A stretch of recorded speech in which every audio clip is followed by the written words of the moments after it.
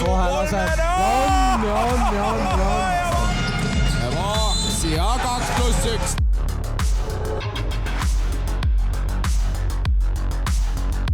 See oli temaga päris head tööd teinud. Aga palun. Paneb nüüd 5 punkti rünnaku ja suus võimalus. Ja on 4-3. Ja tuleb veel.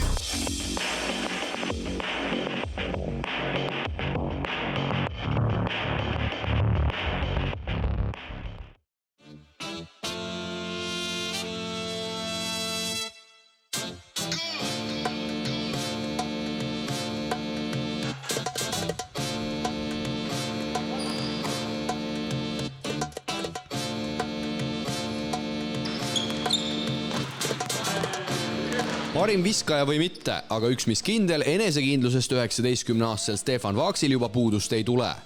Hooaega Viimsis alustanud noorkorvpallur on tänasel päeval esindamas juba valitseva Eesti meistri Kalev Cramo meeskonda. 4 aastat Hispaanias Estudiantese süsteemis. Räägi võib-olla ise see üsna pikk teekond lahti, no oli ilmselt nii tõuse kui mõõnast. Et 14 aastaselt läksin sinna. Kõik algas nagu juba, käisin testimistel, kõik nagu mulle meeldis, et tingimused ja kõik tundusid nagu okeid, on ju. Aga siis, kui ma kohale jõudsin sinna septembrikuus või augusti lõpus, siis sain aru, et kõik ei käi päris nii, nagu oli lubatud, et valetati kooli puhul, et öeldi, et näiteks on inglise ja hispaaniakeelne kool, et see bilingual, aga tegelikult oli ainult hispaaniakeelne kool, et nagu juba sealt hakkas, kõik läks nagu valet pidi või nii, et esimene aasta oli vedas mingis mõttes, et märtsis sain koju ära tänu Covidile. Et see esimene aasta oli tõsiselt raske, on ju.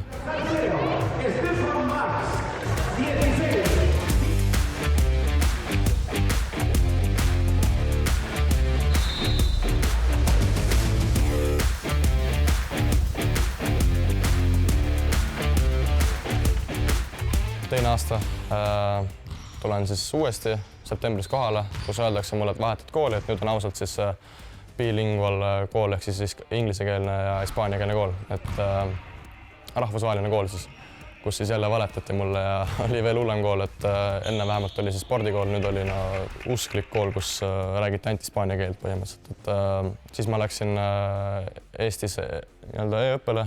Teine ja 3. aasta jällegi siuke Covidi aastad võib-olla, et esimene aasta oli siis, tulin ära märtsis, teine ja 3. aasta oli siuke, et ei olnud päris seesama, et Covid hästi palju mõjutas, on ju. Ja 4. aasta siis võib-olla oli kõige parem aasta, et kus ma sain hästi palju mängida. Olin rohkem võib-olla pildis Hispaanias, aga kuna ma tundsin, et mind ei väärtustatud piisavalt seal, siis tundsin, et sain Hispaania passi ka kätte, siis tundsin, et äkki on siis aeg tagasi Eesti poole vaata. Sola y el triple ahora de Vax. Primera ventaja de Estudiantes. No lo consiguió. El rebote, Keita y ahora sí. Vax, SSC, triple de Estudiantes. Päris keeruline olukord, 14 aastat välismaal, sulle valetatakse, kokkuleppeid ei pea. Kuidas sa sel hetkel käitusid? No esimene mõte oli kohe isaga, kui ma arutasin, et äkki tuleme tagasi Eestisse oktoobris, sest ikkagi nagu haridus on tähtis. Aga kuidagi pidasin vastu ja õppisin usinalt hispaania keelt, mis on nüüd tänapäeval mul suus. Ja eks see Covid olukord pääsis ära, et märtsis, et sain ilusti, Covid hakkas, sain ilusti kõik asjad nagu tehtud online teel, et päris istuma ei pidanud jääma. No 14-aastane on ikkagi laps. No kuidas selline asi üldse nagu vaimule? See oli väga keeruline oli. Et ma elasin üksinda ka ja ma elasin siis täiskasvanute, mitte täiskasvanute, siis ülikooli ühikas, et tollel hetkel ei olnud siis Estudiantesel oma ühikat ja siis ma olin 14-aastane poiss ja siis ülejäänud kõik 20, 21, et minu Estudiantese noortesüsteemist oli ka veel üks 17-aastane, üks 18-aastane, aga et 14-aastaselt see oli nagu vaimselt väga raske mulle, mäletan, et ema ja isa nagu üritasid võimalikult palju käia külas ja et siis lohutada mind võib-olla, et praegult võib-olla on vastupidi, et ema ja isa tahavad mind näha, et ma pigem ei taha. Aga ma olen neile väga tänulik selle eest, et see esimene aasta just, et see oli tõsiselt mentaalselt väga raske mul on.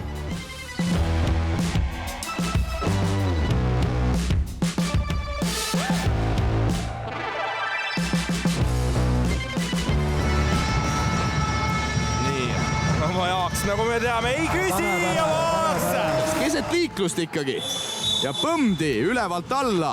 Nii et 18-aastane noormängija, kes siis esimest hooaega üldse on siin Eesti-Läti liigas mängimas.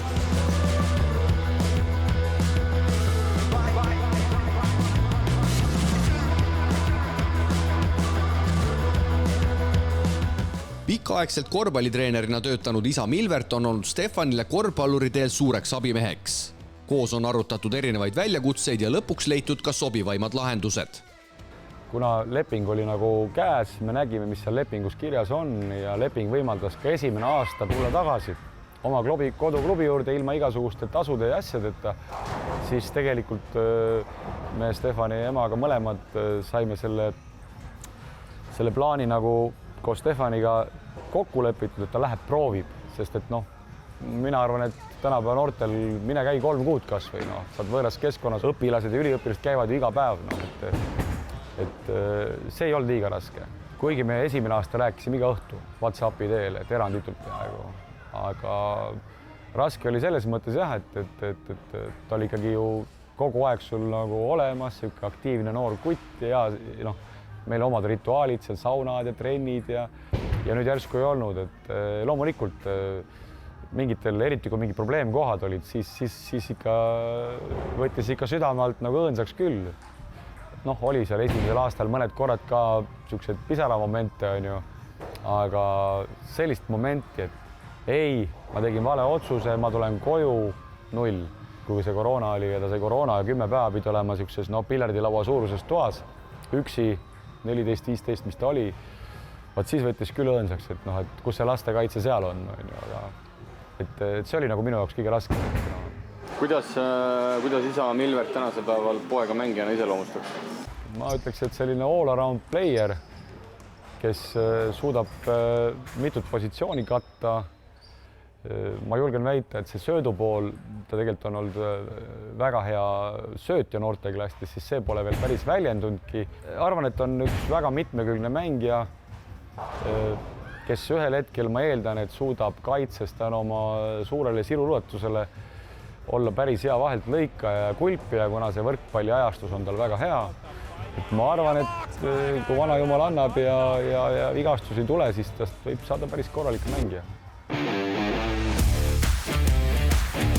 Ja Stefan Vaaks veel 0 peal kuni selle hetkeni.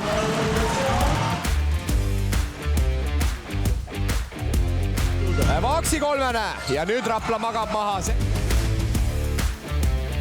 3 sekundit rünnaku kellal ja edevalt teeb Vaaks ja... Aga milline on Stefan pojana? Kui ta on oma seltskonnas, sõprade seltskonnas, siis ta on hästi selline avatud, aga muidu ta pigem on natukene kinnist tüüpi, tagasihoidlikum. Et kui temaga nagu maailma asju arutada, siis selleks peab minema sauna või midagi sellist tegema või on mingisugune tõsisem probleem, et ta üldiselt on hästi iseseisev ja saab oma asjadega hakkama ja et me küll kossu asjad, ütleme, peale mänge arutame läbi ja nii edasi, aga ma jällegi ei ole... mingi hetk tegin selle otsuse endaks ära, et ma olen ikkagi isa, mitte treener, et see analüüsi pool on ka pigem selline sõbralikus vormis, et mis teda huvitab, kuidas ma asju näen ja nii edasi.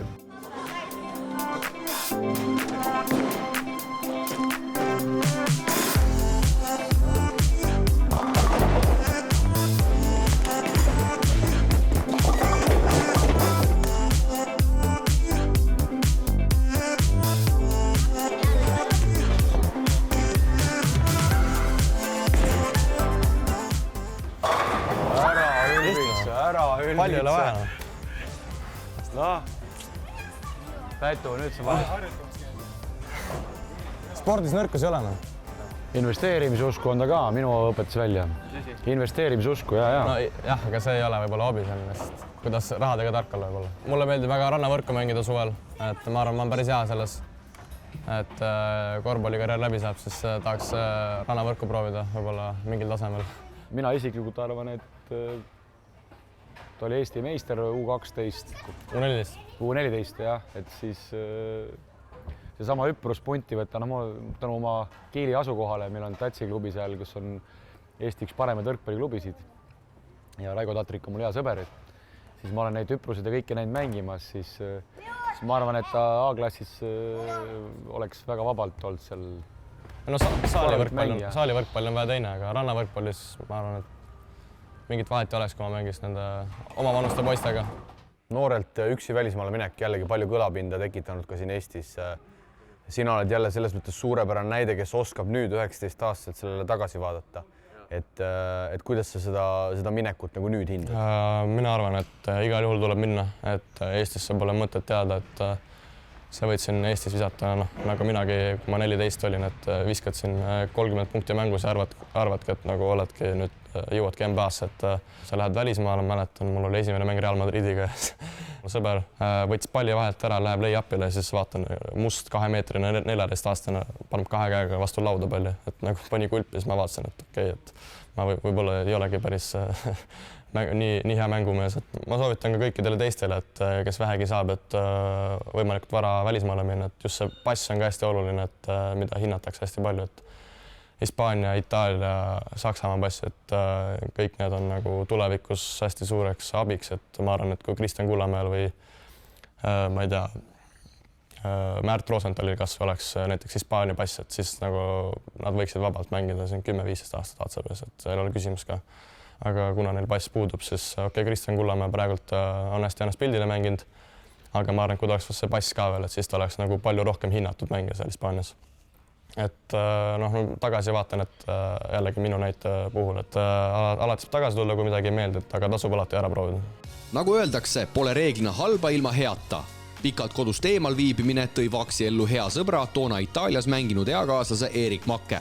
U11 või U10 siis oli meie esimene nagu kokkusattumine, et siin samas saalis seal platsi poolel mängisime üksteise vastu ja mäletan, et kõik tiimikaaslased ütlesid, et okei, siuke poiss Stefan Vaaks, põhitegelane, et ja sealt nagu hakkas meil väike siuke rivaalsus ja siis tulid igasugused koondise asjad, seal me saime nagu tuttavaks üksteisega näost näkku ja siis, kui ta Hispaaniasse läks, oli mul ka juba huvi nagu selle Itaalia värgiga, et ise Itaaliasse minna. Ja siis tänu sellele ma hakkasin nagu uurima, et kuidas tal see välimaa elu on ja me hakkasime nagu igapäevast suhtlema ja siis, kui mina ka Itaaliasse läksin, me olime nagu mõlemad väiksed poisid kodust eemal ja mis meid kõige rohkem kokku tõi olidki, et tegelikult see välismaa värk ei ole nii kerge ja tal oli just eriti raske seal igasugused toiduasjadega ja trenni minekuga ja et see nagu, kui me üksteist kuulasime ja nagu rääkisime, et mis raskused meil on, me nagu kuidagi bondisime selle üle, et see on nagu me mõistsime üksteist ja nagu sellist tõi meid kokku, kuna meil olid samad nagu raskused ja me aitasime üksteist välja. Ja see on lihtsalt nagu super minu jaoks, et see on nagu toetav ja lojaalne sõber, et midagi rohkem elust ei saa küsida. Eelmise hooajal sa otsustasid siis Estudiantesest ära tulla ja kas sa ise ka tundsid, et sa olid justkui mingis mõttes võib-olla Eesti korvpalli jaoks selline kadunud poiss, et sellest ka võib-olla see moment, et ainult Viimsi tundis sinu vastu huvi?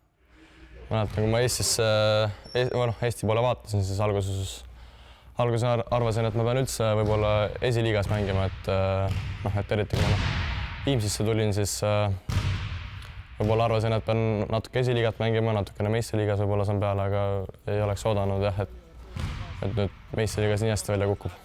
Et tegelikult nagu huvi liiga palju ma vastu ei tuntud üldse Eestis, et võib-olla Viimsi oligi siis ainuke.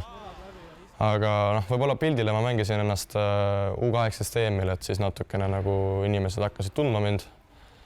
Aga jällegi huvi väga ei tuntud minu vastu, et Viimsi võib-olla oli ainuke ja see oli ka tänu mu agendile, kes tegi siis head tööd, et oli kogu aeg nendega suhtluses. Ma ütlen ausalt, et ma ei teadnud ju Stefani taset ega üldse, kui ta tuli siia, ega ma ei olnud ju teda jälginud, et ma teadsin, et Stefan Vaaks on üks Eesti noor mängija, kes on Hispaanias ja ta pakkus ennast meile.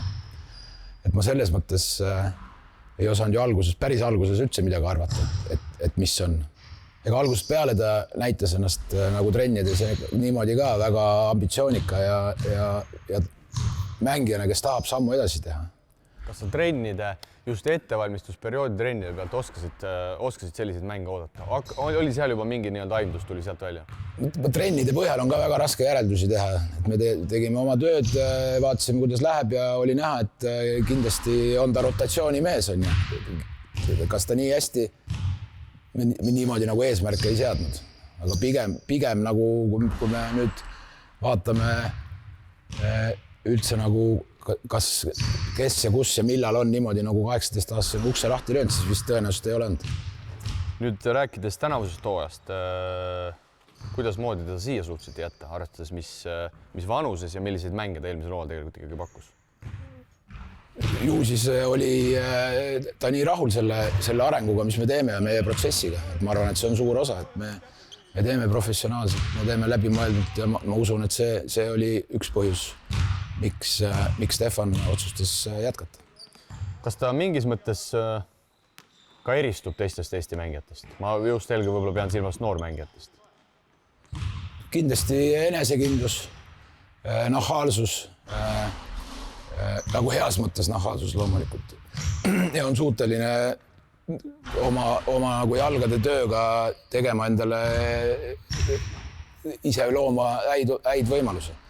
Loomulikult on ta ikkagi oma positsiooni ja oma oskuste kohta, kui me räägime Eestist, aga ka nagu laiemas mõttes, on tal väga head nagu antropoloogilised näitajad ehk pikkus ja see. Head viskekätt on tänane Kalevi mängumees juba kohalikas liigas demonstreerinud. Pikaaegne töö ja enesekindlus on võtmesõnad, mida loo peategelane välja oskab tuua. Ma arvan, pigem see on see mentaliteet, vaata. Et ma ei tea, palju võib-olla ei oska selgitada, kus. Aga eks ma väikses saati olen palju trenniga teinud sellega, et isega olen palju hommikuti viskamas käinud. Aga ma arvan, et mis on selle nii-öelda siis viskaja võti või see edu on see, et sa pead olema enesekindel. Et sa viskad sisse. Sa vaatad Kasparit, siis Kaspar viskab peale, siis ta arvab, et ise läheb mööda igal juhul selles mõttes. Aga ma ei tea, mul on alati see olnud, et kui ma viskan, siis ma tean, et see läheb sisse. Palju siis reeglina 10 läheb? Praegu ikka 6 üsna kehvake tulemus. See on ikka halb pigem, jah.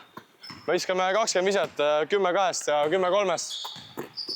Tavaliselt võiks kokku tulla kuskil 16-17. On sul mingeid muid rekordeid ka rääkida viskamisest? Ma ei tea, oled sa teinud, palju sa järjest oled saanud või? Aga kui ma 14-15 olin, siis isa käisin viskamas, ma mäletan, et rekord oli 29 3 järjest, aga ma praegu viimasel ajal küll ei ole niimoodi tähele pannud. Sa said eelmisel hool päris kõvasti mängupraktikat erinevate võistkondade vastu, et räägime võib-olla kaitsemängijatest, kelle vastu võib-olla kõige raskem tänasel päeval on väljakul toimetada. Oskad sa kedagi esile tuua? Oli kindlalt Märt Rosenthal. Eriti just esimene play-offi mäng ma ei olnud üldse valmis selleks, aga siis ma teine ja kolmas mäng juba kohanesin selle kaitsemänguga. Aga ta oli tõesti ebameeldiv.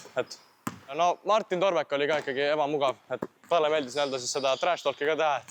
Martiniga oli niimoodi, et ma täielikult tagamäng ei ole, aga siis pidin palli aitama üle tuua ja siis ütles, et hoidke kõik käsi vahel, et las Vaaks tuleb pall üle. Ja siis hakkas kohe survestama. Või et kui peale viskas, siis ütles, et see ei ole nagunii või midagi sellist. Aga ma ei tea, mulle tavaliselt meeldib, kui nagu räägitakse sellist trash talki või nii, et nagu see Issuf Sanon oli Prometee mängus, siis tuli rääkima ja siis viskas endale 6 punni järjest, et see oli nagu tõmbab käima mind.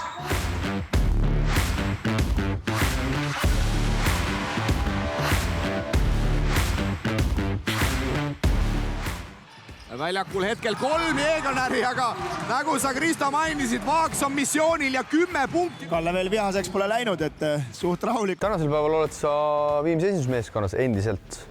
Me ei tea, kus sa siis oled, kui see saade linastub. No mis tunne oli tänavust hooaega alustada kohe korraliku viskekontsertiga, kui just nimelt U20 koondise abitreenerile Peep Pahvile sai siis 31 punkti visatud? See oli väga hea tunne.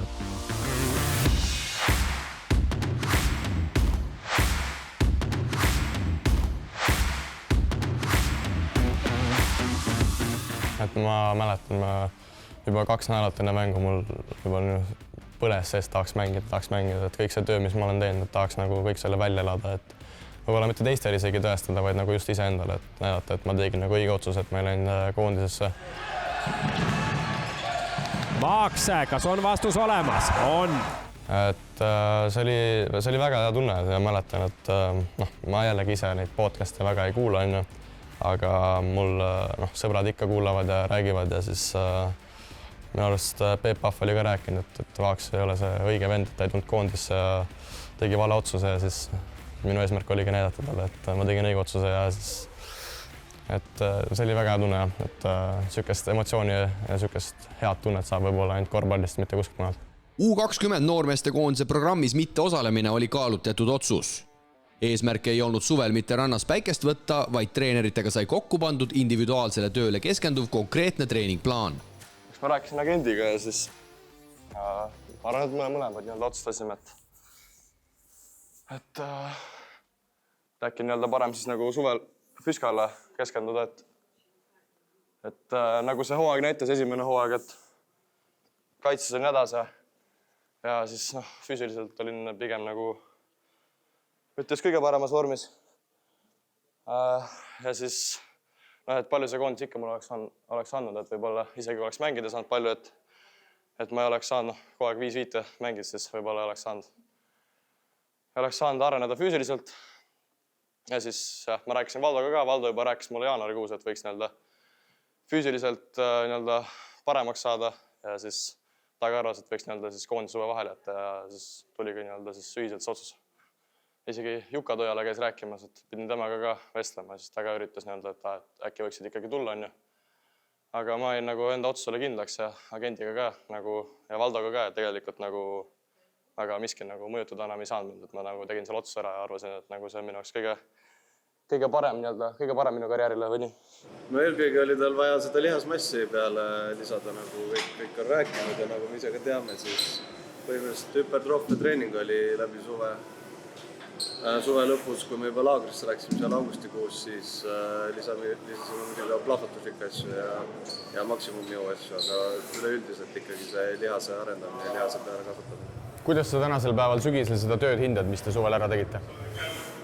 No ma arvan, et saab üleüldises plaanis rahul olla, et iga aastaga samamoodi mina õpin ja areng on, ma arvan, olnud tema puhul väga hea. Seal on väikesed faktorid, mis on talle juurde andnud, et ta ilmselgelt pani rõhku toitumisele, oma unekvaliteedile, kõikidele sellistele väiksematele asjadele, mis selle arengule seda juurde annab ja millele tihtipeale seda tähelepanu ei pöörata.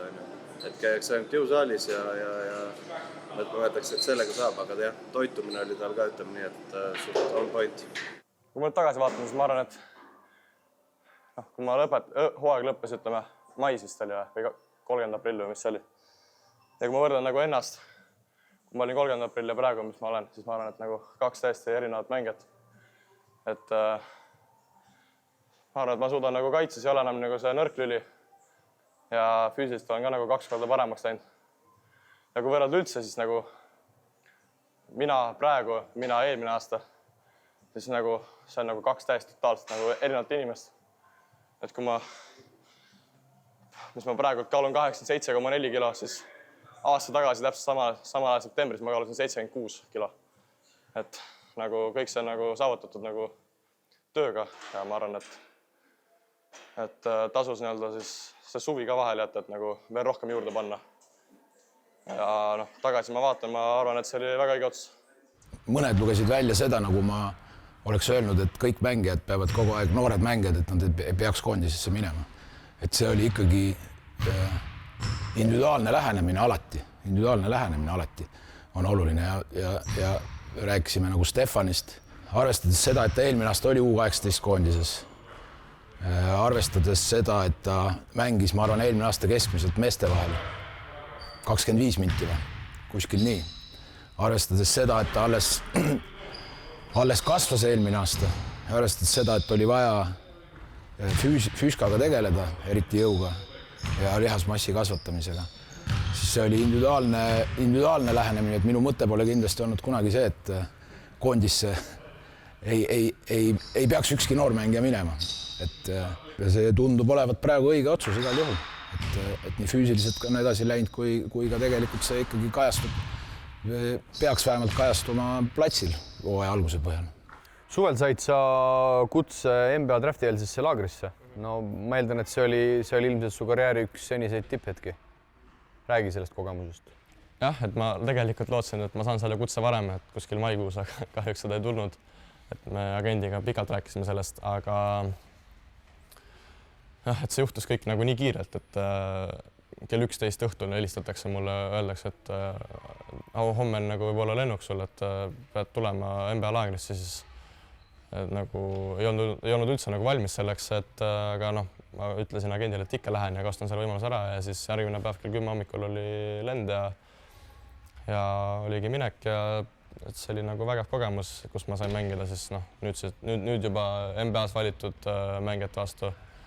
Nikola Djuricic näiteks, et või siis seal ACB-st oli minul tiimikaaslasega Jannik Raag või noh, mängisin näiteks Ruben Dominguez'e vastu, kes on Bilbaos või et see kõik oli teistmoodi kogemus ja jällegi sain niisuguse väikse reality checki, et kui siin Eestis viskad siin 16 punkti mängus jälle tundub, et oledki nüüd äge vend, aga siis jälle lähed sinna NBA laagrisse, saad aru, et ikkagi on veel vaja hästi palju tööd teha, et kuhugi jõuda.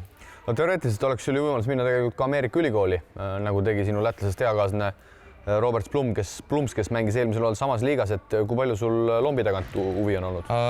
Praegu tegelikult suhtlen 2 ülikooliga Floridast, aga seal on, ma arvan, et see finantsiline pool, et seal nagu see raha, mis liigub, et see on nagu ulme, et kuidas 19-aastased poisid või 18-aastased, 20-aastased poisid saavad põhimõtteliselt Euroliiga palka. Et kui minna USA-sse, siis ülikooli ja et pigem nagu siis ütleme niimoodi, et elu kindlustama endale. Sa oled küll, Stefan, tänasel päeval 19-aastane ja suvel jätsid U20 koondise vahele, aga kui suur tahtmine on sul tänasel päeval koputada juba rahvuskoondise uksel, et on sul värske peatreeneriga Rannulaga sellest üldse juttu olnud? No tahe on väga suur, et selles mõttes, et ma võib-olla natuke lootsin, et äkki suvel juba oleks saanud sinna siis koondisesse neid sõprusmänge minna mängima. Aga ma saan täiesti nagu aru, et kuna mu 20 koondisse ei läinud, siis ei tulnud ka seda kutset, mis on nagu täiesti arusaadav. Aga nüüd ma loodan, et ma annan endast kõik, et saada siis kutse novembris. Et minu asi on lihtsalt teha kõik, mis on minust sõltuv. Ma loodan, et ta paneb tähele kõike seda, mis ma teen ja loodetavasti novembris saan siis selle esimese meestekoondise kutse. Rannula kahtlemata tähele pani ja kutsega tuli, kuid esialgu valitseva Eesti meisterklubi Kalev Cramo ridadesse, kus Vaaks on tänaseks päevaks juba ka esimesed mängud kirja saanud. See tüüp, mida tema esindab nii-öelda puhas siukene ründav, viskav tagamängija, see tegelikult meil on puudu praegu, oli puudu, et seda meil on vaja ja kindlasti, kui ta nüüd natukene saab siin sisse elada ja asjadega harjuda, küll ta saab omad võimalused ka.